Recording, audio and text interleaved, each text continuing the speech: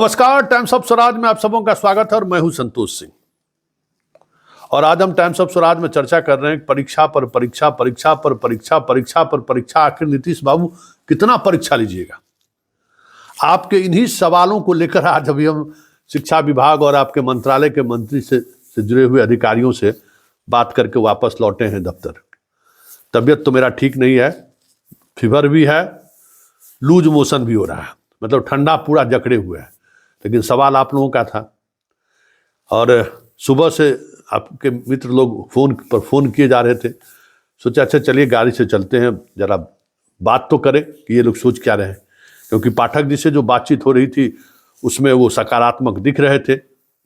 लेकिन जब आज हमारी बात हुई तो इन लोगों का कहना ये है कि जो मतलब कैबिनेट से पास हुआ है, जो सक्षमता परीक्षा की बात कही गई है, ये अब इसमें संशोधन सरकार के स्तर पर ही हो सकता है। अब हम लोग इस पर कोई संशोधन नहीं कर सकते, क्योंकि जिस समय ये प्रस्ताव जा रहा था उसी समय अगर इन सब बातों का उल्लेख होता कि एसटीईटी पास हो, टेट पास हो, या फिर जो बीपीएससी में जिनको जो न्यूनतम कट ऑफ मार्क्स था, मतलब क्वालिफाइंग मार्क्स था, उससे ज़्यादा जो लोग लाए हैं उनको हम राज्यकर्मी का दर्जा दे दें, तो ये कोई प्रावधान आज के नियमावली में नहीं है।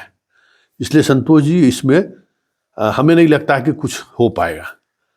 बस अब एक ही चीज़ है कि ज़्यादा से ज़्यादा लोग इन विषयों को लेकर आवाज़ उठाएं, अपने जनप्रतिनिधि से मिलें, ट्विटर पर मुहिम चलाएं।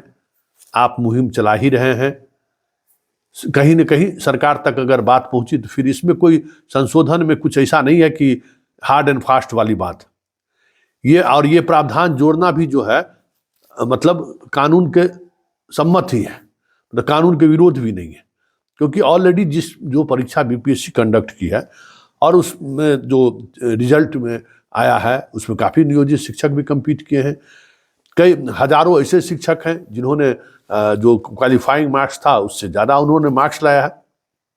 तो ये जो आपका तर्क है, उस तर्क को स्वीकार करना हमें लगता है कि न विभाग के लिए असहज है, न सरकार के लिए असहज है।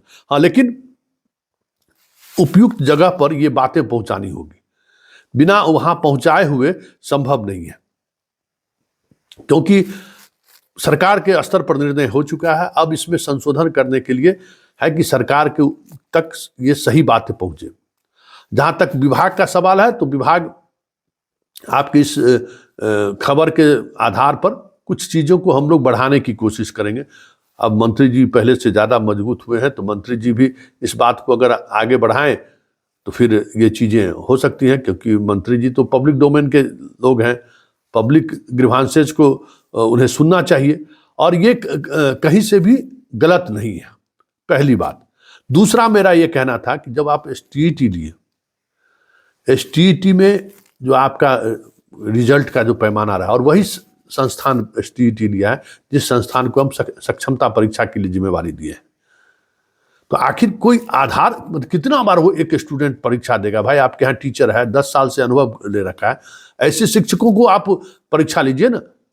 जो आपका टारगेट, आप उसको जिसको आप टारगेट कर रहे हैं उसको खुलकर कहिए ना कि हम इसको टारगेट कर रहे हैं। ये जो चुप्पा चुप्पी का जो खेल चल रहा है, सांप नेवला का जो खेल चल रहा है, हम भी समझ रहे हैं कि आपका टारगेट कौन है, लेकिन सवाल उस टारगेट की वजह से जो हजारों हजार शिक्षक प्रभावित होंगे उसकी क्या जरूरत है? आप जो टारगेट है उसको सीधे टारगेट कीजिए। जितने लोग मुखिया जी के बहाल किए हुए हैं, प्रमुख जी के बहाल किए हुए हैं, जो लोग बहाली, ऐसे लोग बहाल किए हुए हैं जो आपके शिक्षा विभाग के लिए लायबिलिटी है, वो तो चिन्हित है। पहले फर्जी सबको हटाइए ना, मास्टरवा सबको, फर्जी मास्टरवा सबको, जिसको रोज हम कहते हैं फर्जी मास्टरवा सब है, और बिहार के एजुकेशन का कोड वही लोग हैं, उसको जेल भेजिए ना। जो लोग फर्जी डिग्री लेके जो नौकरी किए, आप ही का विभाग का अधिकारी उसको संरक्षण दे रहा है, हाई कोर्ट तक हटाने का आदेश कर देता है, आपका विभाग उसको बनाए रखता है, पेमेंट उठाते रहता है। तो उनका तर्क था कि नियोजन इकाई हम लोग नहीं है ना, नियोजन इकाई है, कार्रवाई तो उन्हीं को करना है। तो इसलिए हम लोग चाह रहे हैं कि ये जो सक्षमता परीक्षा हो जाए तो नियोजन इकाई इन लोगों का बदल जाएगा, नियोजन इकाई जैसे ही बदलेगा उसके बाद जो कुछ भी इस तरीके जो भी लोग हैं, संतोष जी भरोसा दिलाते हैं हर एक एक ऐसे शिक्षक बाहर होंगे, ये आपको हम ये कह सकते हैं। ये अलग बात है, ये आज उन्होंने ये बात कही है, लेकिन सवाल है कि परीक्षा पर परीक्षा क्यों? इसलिए कि उसको बाहर निकालना है। और इतना ही नहीं, एक बात और समझ में आ गया कि इतना ज्यादा मतलब क्या उसको कहिएगा, बाइस्ड एटीट्यूड है आप लोगों के प्रति, और स्वाभाविक है, वो इमेज आप लोगों ने खुद बनाया है, कोई दूसरा नहीं बनाया है, कि सब लोगों को जिला बदर कर देना है, ठीक हो जाएगा बिहार का शिक्षा व्यवस्था। ये भी माइंडसेट है। अब इस माइंडसेट में आप समझिए कि क्या होगा, जिला बदर जब होइएगा तो क्या होगा ये समझ लीजिए। और जो लोग जिनको दूसरे जिला में हुआ, हम एक और सवाल हमारा हो रहा है कि भाई महिलाओं को क्यों आप और विकलांग को दूसरे जिले में दिया गया? तो उसके लिए कुछ खुशखबरी वाली बात हमें बताई गई कि नहीं, आपका ये डिमांड, भाई हम नेता थोड़ी, हम तो पत्रकार हैं, हम खबरों के सहारे इन चीजों को उठा रहे हैं और आगे भी उठाते रहेंगे।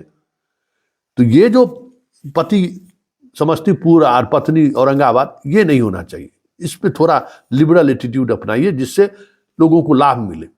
लेकिन सबसे इतर जो सबसे बड़ा सवाल है, तो सुन लीजिए, एकदम क्लियर कट सुन लीजिए, कि सरकार आपके परीक्षा मामले में जो लोग एसटीईटी या बीपीएससी तक सरकार मान जाएगी, ये हमको लग रहा है कि थोड़ा दबाव आप लोग बनाइएगा तो बीपीएससी तक में सरकार मान जाएगी। लेकिन सामूहिक एफर्ट आपको करना होगा। सामूहिक एफर्ट में आप अपने विधायक से मिलिए, और कोई बाइस्टनेस मत रखिए, अपने विधायक से मिलिए, मैं भी आपके साथ हूं, विधायक से मिलिए, मंत्री से मिलिए, दूसरे विभाग के मंत्री से मिलिए। सरकार तक ये बात पहुंच गई, तेजस्वी यादव से मिलिए, तो ये तय मानिए कि जो बीपीएससी वाले हैं उनको तो राहत, उनको तो छूट मिल जाएगा। ये आज के बातचीत से भी हमको लगा। एसटीईटी, टीईटी और योग सक्षमता वाले को हमें लगता है कि थोड़ी परेशानी है, लेकिन बीपीएससी वाले को हो जाएगा। लेकिन मेरा डिमांड एसटीईटी भी था, एसटीईटी वाला तो आप परीक्षा, एक ही परीक्षा लेने वाला को जो है सो दूसरा पर दे दीजिए, दूसरे विभाग को बीपीएससी, अब यूपीएससी को दे दीजिए आप। हंसी मजाक में ये भी बात हो गई। लेकिन उस सब से इतर जो मुख्य बात है वो समझ लीजिए। आप हमारा चैनलवा को सब्सक्राइब कीजिए, ठीक है ना? आपने अभी भी नहीं समझ रहे हैं, खाली 1-2 लाख लोग देखते हैं और सब्सक्राइब कोई नहीं करता है। अरे सब्सक्राइब करने में कोई पैसा लग रहा है? कि अपने पुराने रिश्ते के आधार पर कितना दिन हम आपके लिए लड़ते रहेंगे? आप चैनल को सब्सक्राइब कीजिए और एकदम पूरे परिवार के लोगों के बीच चैनल को पहुंचाए, क्योंकि हम देख रहे हैं फोन कॉल्स आता है, जितने लोग देखते हैं हम खुद आश्चर्य होता है कि देखने वाले लाखों लोग हैं और सब्सक्राइब करते ही नहीं है। इसलिए चैनल को सब्सक्राइब कीजिए और घंटी बजाइए। क्या घंटी होता है हमको पता नहीं है, इस फील्ड का हम मतलब कोई विशेषज्ञ नहीं है यूट्यूब का। हम बस, मेरा काम है पत्रकारिता करना और डंके के चोट पर करना। हम आपकी बात आज एक स्टेप ऊपर पहुंचा दिए खबर के अलावा। अभी तो खबर चला ही रहे हैं, इस ठंड में भी बीमार होने के बावजूद भी अच्छी बात है। फोन करने के बाद तुरंत उन्होंने समय दे दिया, सब लोगों से हमारी बात भी हो गई। तो अब हमें इस मुहिम को और मजबूती के साथ आगे बढ़ाने की जरूरत है, जिसमें आपका सहयोग बहुत जरूरी है।